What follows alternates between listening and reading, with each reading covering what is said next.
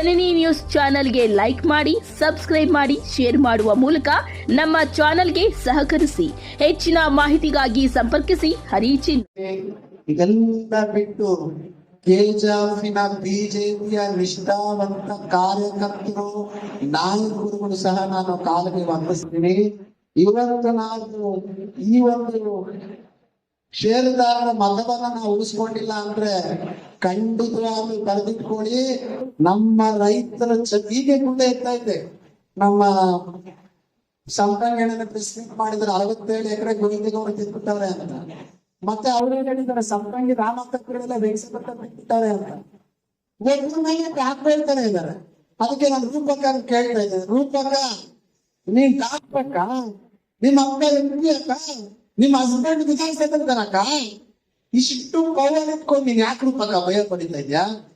ಪರ್ದೆ ಬರೀ ರೂಪಕ ಆ 40 ಎಕರೆನೋ ಅಥವಾ ಬೆಂಗ್ಸಂದ್ರದ್ದು ಯಾವ್ದೋ ಒಂದು ತನಿಖೆ ನೋಡಿ.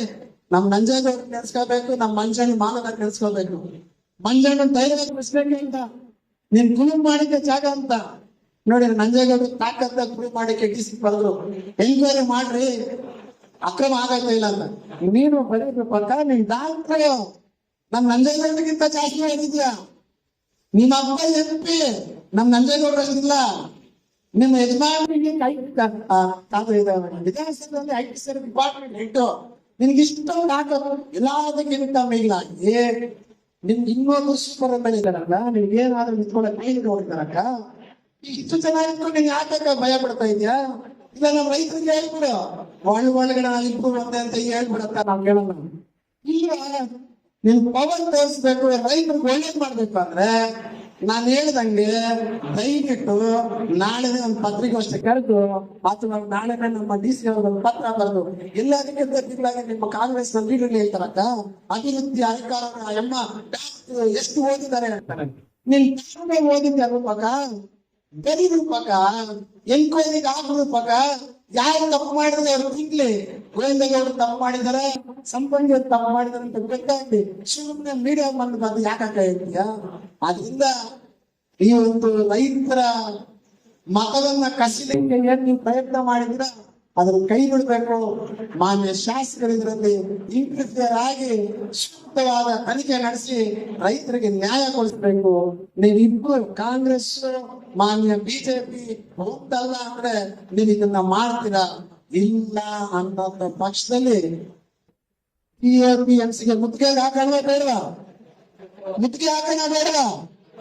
ಮುತ್ತಿಗೆ ಹಾಕೋಣ ಬೇಡವಾ? ದಯಮಾಡಿ ಅದಕ್ಕೆ ಕಾಲಾವಕಾಶ ಕೊಡಬೇಡಿ. ಟ್ರೈನ್ ಹೋದ್ಮೇಲೆ ನಾವು ಟಿಕೆಟ್ ತಗೊಳ್ಳೋದಲ್ಲ, ಟ್ರೈನ್ ಹತ್ತಿ ವಾಪಸ್ ಕಳ್ಸೋಂತವ್ರಕ್ಕ. ಈ ಒಂದು ಮೋಹನ್ ಕೃಷ್ಣನ ಇಂಟರ್ಫಿಯರೆನ್ಸ್ ನಮ್ಮ ರಾಜಕೀಯ ಎಲ್ಲ ನೀವಿರ್ತಕ್ಕಂಥವ್ರೆಲ್ಲ ನೆನೆಸ್ಕೋಬೇಕು. ಮಾನ್ಯ DK ಶಿವಕುಮಾರ್ ಸಾಹೇಬರು ಮುಖ್ಯಮಂತ್ರಿ, ಅವ್ರಿಗೂ ಮನವಿ ಮಾಡ್ತಾ ಇದ್ದೀನಿ. ಮಾನ್ಯ ನರೇಂದ್ರ ಮೋದಿಜಿಗೂ ಗೊತ್ತಿಲ್ಲ, ಈ ರೈತರು ಅಷ್ಟೊಂದು ಹೇಳಕ್ಕೆ ಗೊತ್ತಿಲ್ಲ. ನಮ್ಮ ಪ್ರಯತ್ನ ನಾವು ಮಾಡಿಬಿಡೋಣ.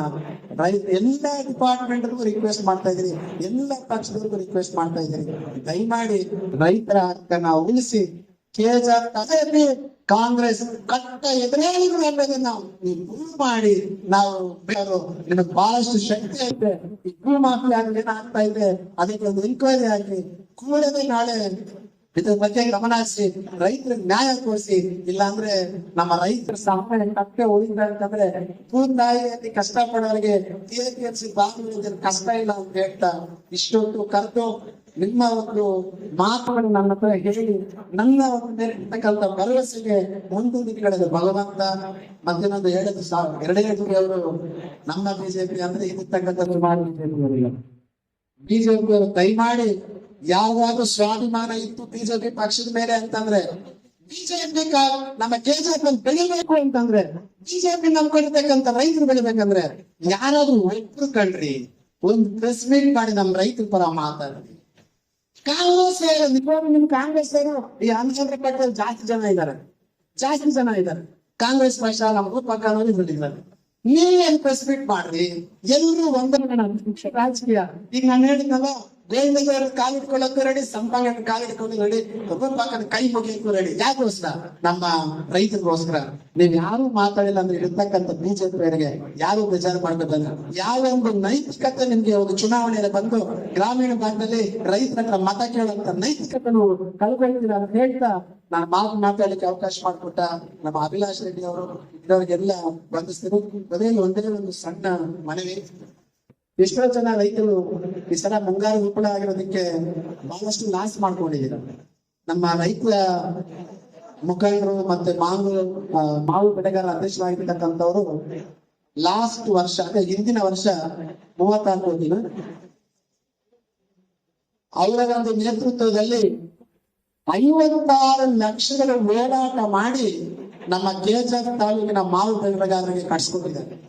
ಆದ್ರಿಂದ 400 ರೂಪಾಯಿ ಒಂದು ಇನ್ಶೂರೆನ್ಸ್ ಆಯ್ತೆ ರಾಗಿ ಬೆಳೆಗೆ. ಕರೆಕ್ಟ್ ಇಲ್ಲ 30% ರಾಗಿ ಯಾರು ಹಾಕಿದ್ರು ಅವರೆಲ್ಲ 400 ರೂಪಾಯಿ ಕಟ್ರೆ ಆ ಇನ್ಶೂರೆನ್ಸ್ ಸೌಲಭ್ಯಕ್ಕಾಗಿದೆ. ಭಯ ಪಡಬೇಡಿ. ನಮ್ಮ ಶಾಸಕರು ಫಾಲೋ ಅಪ್ ಮಾಡೋದ ಅಥವಾ ಮಾಜಿ ಶಾಸಕರು ಫಾಲೋ ಅಪ್ ಮಾಡೋದ, ನಮ್ಮ ಅಭಿವೃದ್ಧಿ ಅವರು ನಾವು ಅದನ್ನ ಫಾಲೋ ಅಪ್ ಮಾಡಿ ನಿಮ್ಮ ಒಂದು ಬೆಲೆ ಪತ್ರಿಕೆ ಸಿಗ್ಬೇಕಾದ ಇನ್ಶೂರೆನ್ಸ್ ಅನ್ನ ನಾವು ಕೊಡಿಸ್ತೀವಿ. ನೀವು ಇನ್ಶೂರೆನ್ಸ್ ಕಟ್ರೆ ಹಾಳಾಗತ್ತೆ ಅನ್ಕೋಬೇಡಿ. 400 ರೂಪಾಯಿ ಕೊಟ್ರೆ ಸರ್ಕಾರದ ಕಡೆಯಿಂದ ಏನ್ ಬರ್ಬೇಕು ಅದನ್ನ ನಮ್ಮ ಅಭಿಲಾಷ್ ರೆಡ್ಡಿ ಅವ್ರಿಗೆ ಒಂದು ಜವಾಬ್ದಾರಿಯನ್ನು ಕೊಟ್ಟಿದ್ದೀವಿ. ಮತ್ತೆ ಎಲ್ರಿಗೂ ಒಂದು ಅವೇರ್ನೆಸ್ ತರ ಮಾಡ್ಬೇಕು ಅಂತ ನಮ್ಮ ಅಭಿಲಾಷ್ ಸರ್ ಹೇಳ್ತಾ ಇದ್ರು. ನಾನು ಎಲ್ಲಾ ರೈತರಲ್ಲೂ ಒಂದು ಮನವಿ, ಯಾರದು ನೋಡಿ ಲಂಚ ತಗೊಂಡಿರೋದು ಒಂದು ಫೇಸ್ಬುಕ್ ರೀಲ್ಸ್ ಬಂದ್ರೆ ನೋಡ್ತೀರ, ಜೈಲು ಬೇರೆ ನೋಡ್ತೀರಾ, ಭ್ರಷ್ಟಾಚಾರ ನೋಡ್ತೀರಾ. ನಮ್ಮ ಅಭಿವೃದ್ಧಿ ಸಾರು ರೈತರ ಪರವಾಗಿರ್ತಕ್ಕಂಥದ್ದು ಅವಾಗ ಇನ್ಫಾರ್ಮೇಶನ್ ಹಾಕ್ತಾ ಇದ್ದಾರೆ. ಅದನ್ನ ನೋಡಿ ನಮ್ಮ ರೈತರನ್ನ ಕಾಪಾಡ್ಕೊಳ್ತಕ್ಕಂಥ ಕ್ಯಾಜಿ ನಮ್ಮ ರೈತರಿಗೆ ಇರುತ್ತೆ ಹೊರತು ಬೇರೆಯವ್ರು ಇದಲ್ಲ. ದಯವಿಟ್ಟು ನಾವು 31ನೇ ತಾರೀಕುವರೆಗೂ ಆ ಒಂದು ಯೋಜನೆಯ ಇನ್ಶೂರೆನ್ಸ್ ತಾಯಿದಂತೆ ನಾವೆಲ್ಲರೂ ಅದನ್ನ ಕಟ್ಟಿದ್ರೆ ಖಂಡಿತವಾಗ್ಲೂ ಈ ಸಲ ಬೆಳೆ ಹಾನಿ ಆಗೈತೆ ಅನ್ನೋದು ರಿಪೋರ್ಟ್ಸ್ ಎಲ್ಲರಿಗೂ ಆಯ್ತು. ಸರಿಸುಮಾರು 19,000 ಹೆಕ್ಟರಲ್ಲಿ ಬಿತ್ತನೆ ಮಾಡ್ಬೇಕಾದ್ರೆ ಈಗ ಕೇವಲ 1,200 ಹೆಕ್ಟರ್ ಮಾತ್ರ ಬಿತ್ತನೆ ಆಗೈತೆ. ಎಲ್ಲರೂ ಇದನ್ನ ಉಪಯೋಗಿಸ್ಬೇಕಂತ ಹೇಳ್ತಾ ಇಷ್ಟು ದೂರ ಬಂದು ನಿಮ್ಮ ಹಕ್ಕು ನಿಮ್ಮ ಮತವನ್ನ ಉಳಿಸ್ಕೊಳ್ಳೋದಕ್ಕೆ ಬಂದಿರ್ತಕ್ಕಂಥ ಎಲ್ಲ ನಮ್ಮ ರೈತ ಮುಖಂಡರಿಗೆ ವಂದಿಸ್ತಾ ನನ್ನ ಮಾತನ್ನು ಮುಗಿಸ್ತೀನಿ. ಜೈ ಹಿಂದ್, ಜೈ ಕರ್ನಾಟಕ, ಜೈ ಕಿಸಾನ್.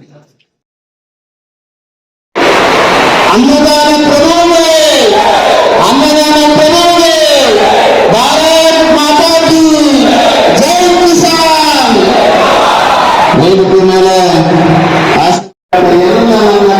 ತಾಲೂಕಿನ ರೈತ ಅನ್ನದಾತ ಪ್ರಭುಗಳೇ, ಯುವ ನಾಯಕರುಗಳೇ ಹಾಗೂ ಕೆಜಿಎಫ್ ರೈತನ ಹಿತಾಸಕ್ತಿಯನ್ನು ಕಾಪಾಡಲಿಕ್ಕೆ ಬಂದಿರತಕ್ಕಂಥ ಎಲ್ಲ ನನ್ನ ಪ್ರೀತಿಯ ಕೆಜಿಎಫ್ ನಾಗರಿಕ ಬಂಧುಗಳೇ, ವಿಶೇಷವಾಗಿ ಗೋವಿಂದಗೌಡ ಆಗಲಿ ಬಗ್ಗೆ ಮಾತಾಡ್ತಾ ಇಲ್ಲ. ಸಭೆ ಇವತ್ತು ನಮ್ಮ ಅಭಿಲಾಷ್ ರೆಡ್ಡಿ ಕತೆ ಮುಖ ಮಾನ್ಯ ಸಾಯ ನ್ಯಾಯ ಕೇಳ್ತಾ ಇದ್ರು, ಮಾನ್ಯ ಯಡಿಯೂರಪ್ಪರಿಗೂ ನ್ಯಾಯ ಕೇಳ್ತಾ ಇದ್ರಿ, ಎಚ್ ಡಿ ಕುಮಾರಸ್ವಾಮಿವರೆಗೂ ನ್ಯಾಯ ಕೇಳ್ತಾ ಇದ್ರಿ.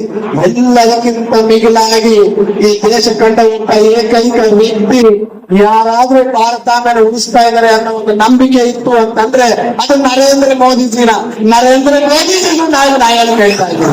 ಇವತ್ತು ನನ್ನ ಕಾಂಗ್ರೆಸ್ಗರಿಗೆ ಯಾರೆಲ್ಲ ಡೆವಲಪ್ಮೆಂಟ್ ಮಾಡಿದ್ರಿ ಅಂತ ಬೆಟ್ಟ ಇಡ್ತಾ ಇದ್ರಲ್ಲ, ನಮ್ಮ ರೈತರು ಪರ ಇದನ್ನಂತ ಬೆಟ್ಟ ಇಡ್ತಾ ಇದ್ರಲ್ಲ, ಅವ್ರಿಗೆ ಸಮಾಜವನ್ನು ಸ್ವೀಕರಿಸಿ ಇಲ್ಲಿರ್ತಕ್ಕಂಥವ್ರು ಬಿಡಿ.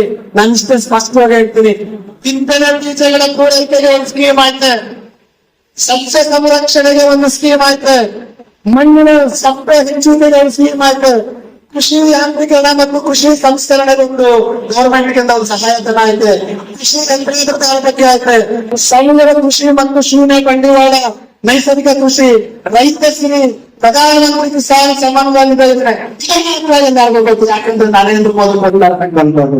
ಇದನ್ನ ಬಿಟ್ಟು ಬೇರೆ ಯಾವ್ದಾದ್ರು ನೋಡುವ ಹೇಳಲ್ಲ. ಕರ್ನಾಟಕ ರೈತ ಸಂರಕ್ಷಣಾ ಪ್ರಧಾನಮಂತ್ರಿ ಫಸಲ್ ಬಿಮಾ ಯೋಜನೆ, ರಾಸಾಯನಿಕ ಗೊಬ್ಬರ ಬೆಲೆನ ಕೃಷಿ ಪಂಚಾಯತ್ ಕೃಷಿ ಮತ್ತು ಹೊಸ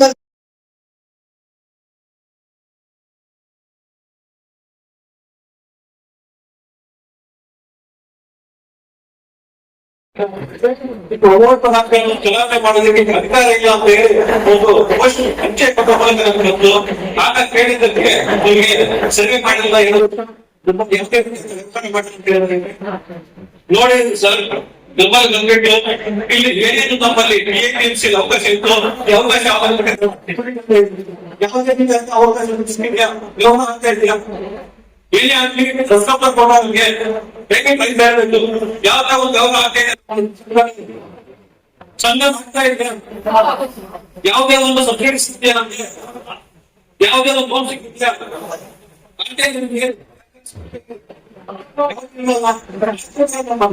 ಈಗ ಯಾವ ಸರ್ಕಾರ ನಮ್ಗೆ ಮತ್ತೆ ಇಲ್ಲಿ 115 ಜನ ಏನಿದ್ರೆ ಅವ್ರು ಯಾವ ರೀತಿ ವ್ಯವಹಾರ ಮಾಡ್ತಾರೆ, ನಮ್ಮ ಕರ್ತವ್ಯ ಯಾವ ವ್ಯವಹಾರ ಮಾಡ್ತಾರೆ. ಆದ ಕಾರಣಕ್ಕಾಗಿ ನಾವು ಬಂದ್ಬಿಟ್ಟು ಕೇವಲ ಬೇಜಾರ್ ತಾಲೂಕಿನ ಶಿರದಾರ ಒಂದು ಕಠಿಣ ಕಥೆಯಲ್ಲ ಇದು. ನಮ್ಮ ಬೇಜಾರ್ ತಾಲೂಕಿನ ನಮ್ಮ ರೈತ ಬಾಂಧವರು ಎಚ್ಚೆತ್ತುಕೊಂಡು ಇನ್ನೂ ಅನೇಕರಿಂದ ನಾವು ಎಚ್ಚೆತ್ತುಕೊಂಡು ಈ ಹೋರಾಟಕ್ಕೆ ಕೈ ಹಾಕಿ ಏನು ನಮ್ಮ ಮತದಾನ ಹಕ್ಕಿದೆ, ಆ ಮತದಾನ ಹಕ್ಕನ್ನು ಪಡೆಯಬೇಕು.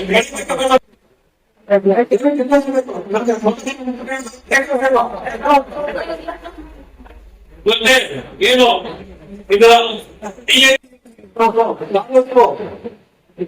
ವ್ಯವಸಾಯ ಉತ್ಪನ್ನಗಳ ಮಾರ್ಕೆಟ್ ಸಂಖ್ಯೆ ಎನ್ನುವುದು ಈಗ ಉತ್ತರವಾಗಿ ಕೊಡಲು 4.5 ವರ್ಷಗಳ ಮುಂಚೆ ಅವರ ಸಂಸ್ಥೆಯಿಂದ ಕೂಡ ನಮಗೆ ಮಾನ್ಯಶಾಸ್ತ್ರರಿಗೆ ನಮ್ಮ ಮನೆ ಮಗನಾಗಿ ನಮ್ಮ ಕ್ಷೇತ್ರಕ್ಕೆ ಅವ್ರಿಗೂ ಕೂಡ ಜೊತೆ ಕೂಡಿ ಏನೋ ಒಂದು ಸೇವೆ ಮಾಡ್ತಾರೆ ಅವಕಾಶ ಕೊಟ್ಟರು. ಅವಕಾಶ ನಿರಂತರವಾಗಿ 2008ರಿಂದ 2009 ಕೂಡ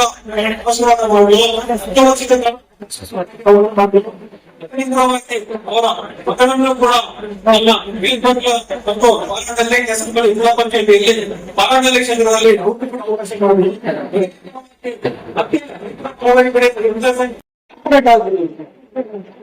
ಏನಾಗಿದೆ ಅಂದ್ರೆ ಕಾರ್ಪೊರೇಟ್ ಸಿಂಡಿಕೇಟ್ ಆಗಿದೆ.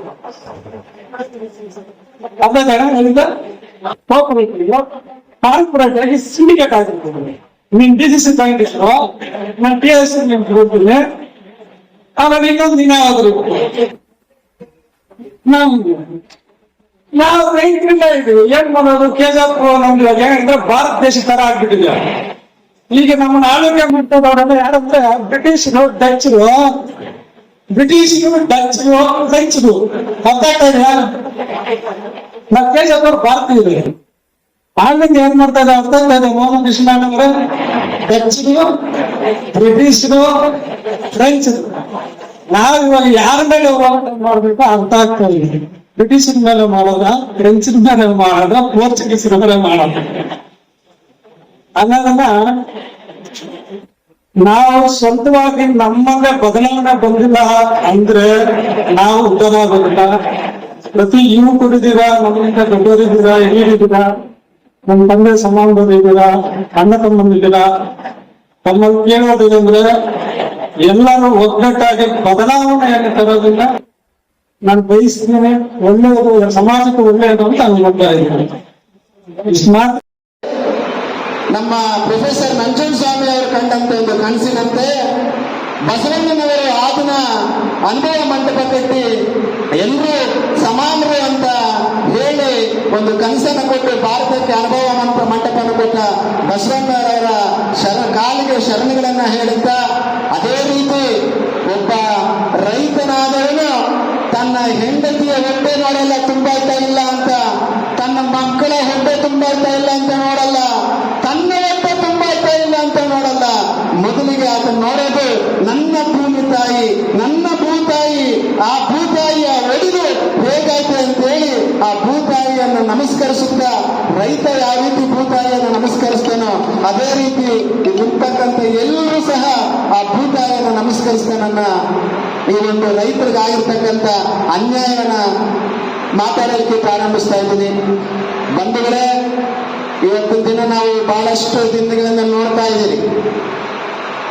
ಅನ್ಯಾಯ ಅಂದ್ರೆ ನಾನು ಒಬ್ಬ ಹೋರಾಟ, ನಾನು ಹುಟ್ಟಿದಾಗಲಿಂದ ಹೋರಾಟಗಾರ, ಅನ್ಯಾಯ ಮಾಡೋಕ್ಕೆ ಬಿಡಲ್ಲ, ನಾನು ಹೋರಾಟ ಮಾಡ್ತಾ KGF ಜನರನ್ನ ರಕ್ಷಿಸ್ತೀನಿ ಅಂತ ಹೇಳಿ, KGF ರೈತರನ್ನ ರಕ್ಷಿಸ್ತೀನಿ ಅಂತ ಹೇಳಿ ಮಾನ್ಯ ಮಾಜಿ ಶಾಸಕರಾದಂತ ವೈ ಸಂಪಂಗಿಯವರು ಯಾರನ್ನಪ್ಪ ರಕ್ಷಿಸಿದ್ದಾರೆ ಅಂತಂದ್ರೆ ಮಾನ್ಯ ವೈ ಸಂಪಂಗಿ ಬಿನ್ ಯಲ್ಲಪ್ಪ ಅವ್ರು ರಕ್ಷಿಸ್ಕೊಳ್ತಾ ಇದ್ದಾರೆ, ಅಶ್ವಿನಿ ಸಂಪಂಗಿ ಅವ್ರನ್ನ ರಕ್ಷಿಸ್ಕೊಳ್ತಾ ಇದ್ದಾರೆ, ಪ್ರವೀಣ್ ಕುಮಾರ್ ಎಸ್ನ ರಕ್ಷಣೆ ಮಾಡ್ತಾ ಇದ್ದಾರೆ, ರಾಮಕ್ಕ ವೈಯನ್ನ ರಕ್ಷಣೆ ಮಾಡ್ತಾ ಇದ್ದಾರೆ. ನನಗೆ ನಮ್ಮ ರೇಣುಕಾ ಅಕ್ಕ ಇವತ್ತರೆಗೂ ನಮ್ಮ ಕ್ಷೇತ್ರ ಜನ ನಾವು ನೋಡಿಲ್ಲ ಅಂತ ಇದ್ದಾರೆ. ಆದ್ರೂ ಸಹ ಅವರ ಧರ್ಮ ಪತ್ನಿ ಆಗಿರ್ತಕ್ಕಂಥ ರೇಣುಕಾ ಅಕ್ಕ ಅವ್ರನ್ನ ರಕ್ಷಣೆ ಮಾಡ್ತಿರೋದಕ್ಕೆ ಯಾವುದಾದ್ರೂ ಒಂದು ನಿದರ್ಶನ ಆಯ್ತು ಅಂತಂದ್ರೆ ಈ TAPMC ಒಂದು ಪಟ್ಟಿನ ಕಾರಣ ಅಂತೇಳಿ ನಾನು ಬಹಳ ಸ್ಪಷ್ಟವಾಗಿ ಹೇಳ್ತಾ ಇದ್ದೀನಿ. ಮೊನ್ನೆ ಹೀಗೆ ಒಂದು ಸಣ್ಣದಾಗಿ ನಮ್ಮ ಮಾಧ್ಯಮದ ಮಿತ್ರರ ಹತ್ರ ಇಲ್ಲಿರ್ತಕ್ಕಂಥ ನಮ್ಮ ಗೋವಿಂದಣ್ಣವರು ಇನ್ನೊಬ್ರು ಬಂದಿಲ್ಲ, ನಮ್ಮ ಬಿಜೆಪಿ ಸುಧಾಕರ್ ಅಣ್ಣನವರು ಬಂದಿಲ್ಲ, ಅದೇ ರೀತಿ ನಮ್ಮ ಬಿಜೆಪಿ ವೆಂಕಟೇಶಣ್ಣನವರು, ನಮ್ಮ ರಾಜಸಂದ್ರದ ಚಲಪತಣ್ಣವರು, ಮುನ್ರಾಮಣ್ಣವರು, ಈ ತರ ಅನೇಕ ರೈತರು ನಮ್ಮ ಮನೆ ಹತ್ರ ಬಂದಾಗ ಅವರ ಅಳಲನ್ನ ತಿಳ್ಕೊಂಡ್ರು. ಈ ಕ್ಷೇತ್ರದಲ್ಲಿ ಆಗಿರ್ತಕ್ಕಂಥ ರೈತರ ಅನ್ಯಾಯವನ್ನ ಯಾರು ಖಂಡಿಸ್ತಾ ಇಲ್ಲ, ಯಾರು ಇದ್ರ ಬಗ್ಗೆ ಮಾತಾಡ್ತಾ ಇಲ್ಲ. ಕನಿಷ್ಠ ಪಕ್ಷ ನೀವು ಮಣ್ಣಿನ ಮಗನಾಗಿದ್ದೀರಾ, ನೀವಾದ್ರೂ ಇದ್ರ ಬಗ್ಗೆ ಮಾತಾಡಿ ಅಂತೇಳಿ ನನಗೆ ಈ ರೈತರ ಒಂದು ನೋವನ್ನ ಹೇಳಿದ್ರು.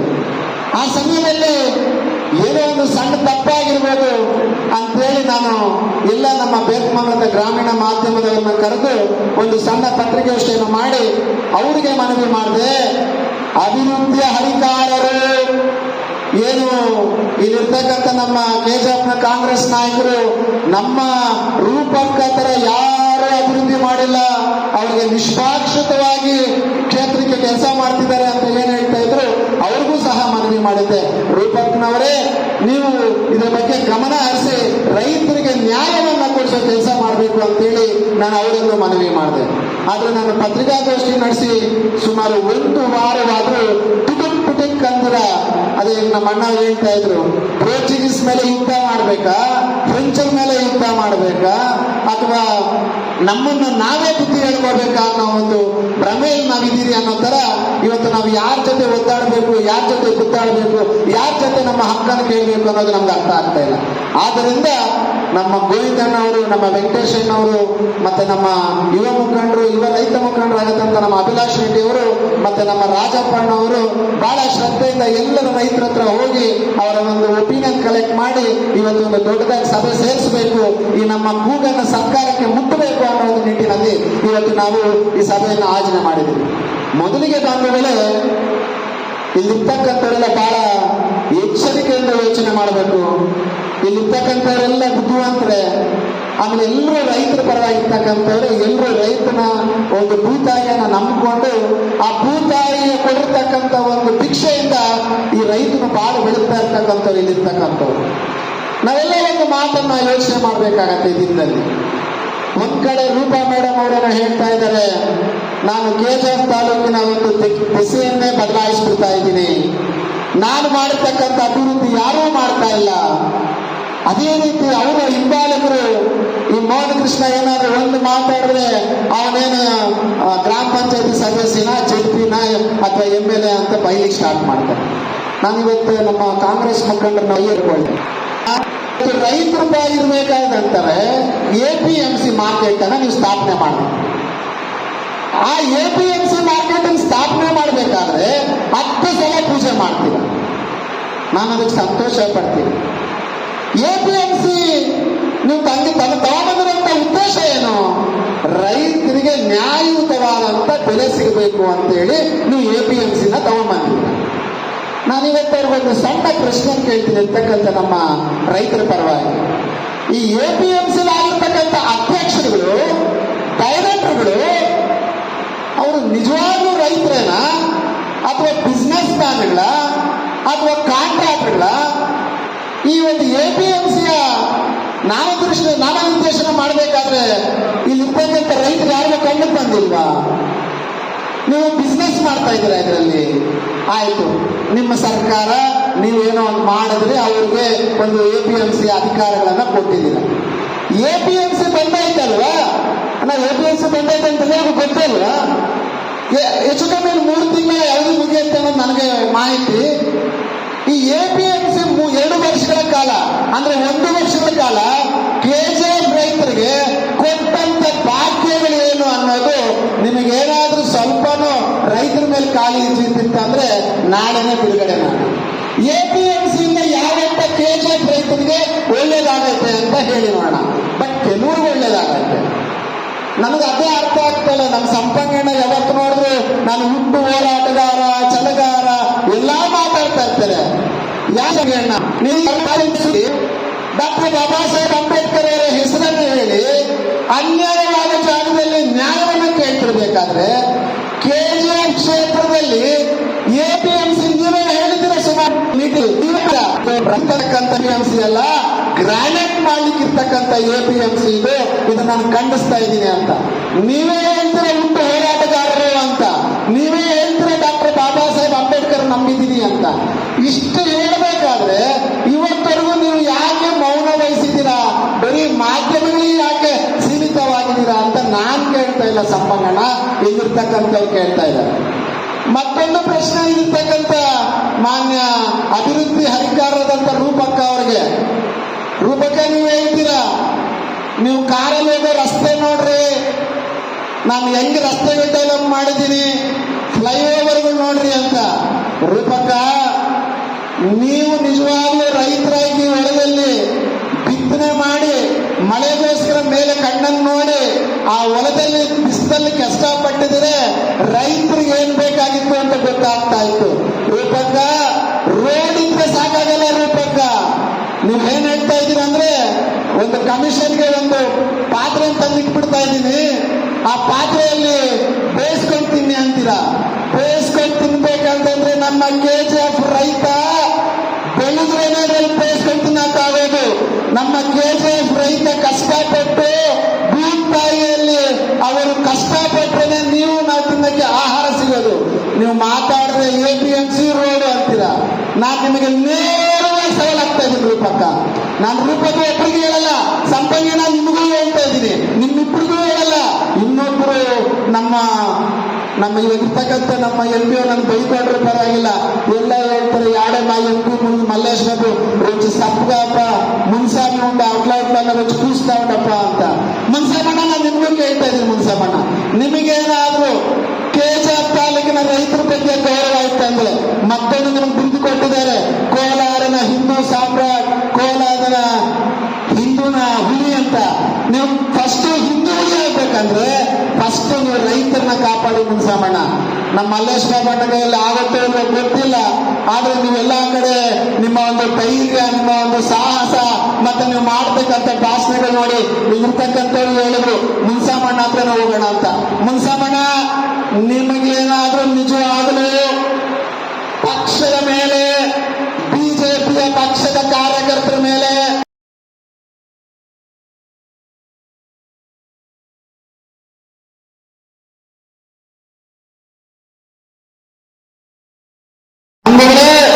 ಇವತ್ತು ಬಹಳಷ್ಟು ಸ್ಪಷ್ಟವಾಗಿ ಗೊತ್ತಾಗ್ತಾ ಇದೆ. KGFನ ರಾಜಕಾರಣ ಬಿಜೆಪಿಯ ರಾಜಕಾರಣ ಅಲ್ಲ. KGFನ ರಾಜಕಾರಣ ಯಾರ ರಾಜಕಾರಣ? ಕಾಂಗ್ರೆಸ್ ರಾಜಕಾರಣ. ಇವತ್ತು ನಾನು ನಮ್ಮ ಸಂಪಂಗಿ ಅವರು ಹಿಂಗ್ ಹೋಗಿದ ತಕ್ಷಣ ಇದು ಏನೇನೋ ಹುಡುಕ್ತಾರಂತೆ. ನನ್ನದು ಏನಾದ್ರೂ ಹುಡುಕೊಳ್ಳಿ ಸಂಪಂಗಿನ. ನಾನು ನಿಮ್ಗೊಂದು ಪ್ರಶ್ನೆಯನ್ನ ಕೇಳ್ತಾ ಇದ್ದೀನಿ. ಮಾನ್ಯ ಬಿಜೆಪಿಯ ಅಕ್ಕಲು ನಮ್ಮ ಮುನ್ಸಾಮಣ್ಣ ಕೋಲಾರಲ್ಲಿ ಗಲ್ಲಿಗೂ ಸುತ್ತಿ ಬಿಜೆಪಿ ಅಕ್ಷಾಡಿ ಬಿಜೆಪಿಯ ತಪ್ಪೆ ಸುತ್ತಾರ ನಾಯಕ ಮುನ್ಸಣ್ಣ ನಮ್ಮ ಆರ್ಟಿಸ್ಟ್ಗಳಾದಂತ ನನ್ನ ರಾಜ್ಯಗಳು ಬಂತಂದ್ರೆ ಕೇಂದ್ರ ನಮ್ಮ ರಾಜ್ಯ ಪ್ರಧಾನ ಅದೇ ರೀತಿ ಎಲ್ಲರಿಗೂ ನಾನೊಂದು ಪ್ರಶ್ನೆಯನ್ನ ಕೇಳ್ತೀನಿ. ಇವರು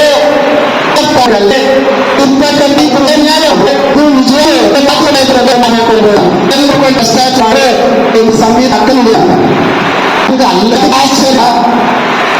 ಸಂವಿಧಾನ ಭಗವದ್ಗೀತೆ ನಾನು ಹೇಳಲ್ಲ, ಇದು ಈ ಪದ ಯಾವತ್ತು ನಮ್ಮನ್ನ ಹೇಳಿ ನನ್ಗೆ ಇವತ್ತು ಮುನ್ಸಾಮಿ ಕೊಡ್ಬೇಕು. ಯಾಕಂದ್ರೆ ಅವಾಗ ಅದು ಅವನು ಬುದ್ಧಿವಾದ ಮತ್ತೆ ಹೇಳ್ತಾನೆ ಅಂತ. ಮುನ್ಸಮಣ್ಣ ನನ್ನ ಇನ್ಮೇಲೆ ಭಕ್ತ ಪ್ರೀತಿಯಿಂದ ಗೌರವ ಕ್ಷೇತ್ರತಕ್ಕಂಥ ನಮ್ಮ ಅಕ್ಷರ ಜನ ಇಟ್ಟಿರ್ತ ಒಂದು ಅಭಿಮಾನಿಯನ್ನು ಹೇಳ್ತಿದ್ದೀನಿ.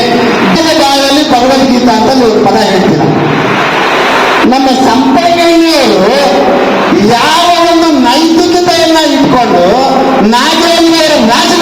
ಮಾಡ್ತಾರೆ ಅಂತ ನನಗಂತೂ ಗೊತ್ತಿಲ್ಲ. ಆದ್ರೆ ಗೌರ್ಮೆಂಟ್ ಹುದ್ದೆದು ಅವ್ರು ರಾಜೀನಾಮೆ ಕೊಡಬೇಕು ಅಂತ ಸರಿನಾ? ನಿಮ್ಮ ಮೇಲೆ ಇಡೀ ಕರ್ನಾಟಕದ ರಾಜ್ಯದಲ್ಲಿ ಕರ್ನಾಟಕದ ವಿಧಾನಸೌಧದ ಮಾನ ಮರ್ಯಾದೆ ತಟ್ಟಿರ್ತಕ್ಕಂಥ ಇತಿಹಾಸ ಯಾರಾದ್ರೂ ಆಯ್ತಂದ್ರೆ ಅದು ಕೆಜಿಆರ್ ತಾಲೂಕು. ನೀವು ಆಲ್ರೆಡಿ ಲೋಕಾಯುಕ್ತಲ್ಲಿ ತಳ್ಳಾಕೊಂಡ್ರಿ, ಲೋಕಾಯುಕ್ತ ತಳ್ಳಾಕೊಂಡ ನಂತರ ಜೈಲಿಗೂ ಹೋದ್ರಿ. ಜೈಲಿಗೂ ಹೋದ ನಂತರ ಏನೋ ಮೊನ್ನೆ ಮಾಧ್ಯಮದವ್ರು ಹೇಳ್ತಾ ಇದ್ರು, 1 ಕೋಟಿ ಸ್ಟೇ ಕೊಟ್ಟೈತೆ, ನೀವು ಚುನಾವಣೆಗೆ ಸ್ಪರ್ಧೆ ಮಾಡ್ಬೋದಂತ. ಸರಿಸುಮಾರು 12-13 ವರ್ಷಗಳ ಕಾಲ ನೀವು ಅದೇ ಸ್ಥಿತಿಯಲ್ಲಿದ್ದು ನೀವು ರಾಜೀನಾಮೆ ಕೇಳ್ತೀರಾ ಅಂತಂದ್ರೆ ಬಿಜೆಪಿನವರು ಇದಕ್ಕೆ ಏನ್ ಉತ್ತರ ಕೊಡ್ತಾರೆ ಅಂತ ನಾನು ಎಲ್ಲಾದ್ರೂ ಕೇಳ್ತಾ ಇದ್ದೀನಿ. ಇವತ್ತು ನಾಗೇಂದ್ರ ನ್ಯಾಯ ಇಲ್ಲಿರ್ತಕ್ಕಂಥ ನ್ಯಾಯನ. ಆದ್ರಿಂದ ನಮ್ಮ ರೈತರ ಕಂಟೆಗೆ ಬಂದ್ರು ಅಂದ್ರೆ ಇವತ್ತು ನಾನು ಮತ್ತೊಂದು ಪ್ರಶ್ನೆ ಅವ್ರಿಗೆ ಕೇಳಬೇಕಾಗತ್ತೆ.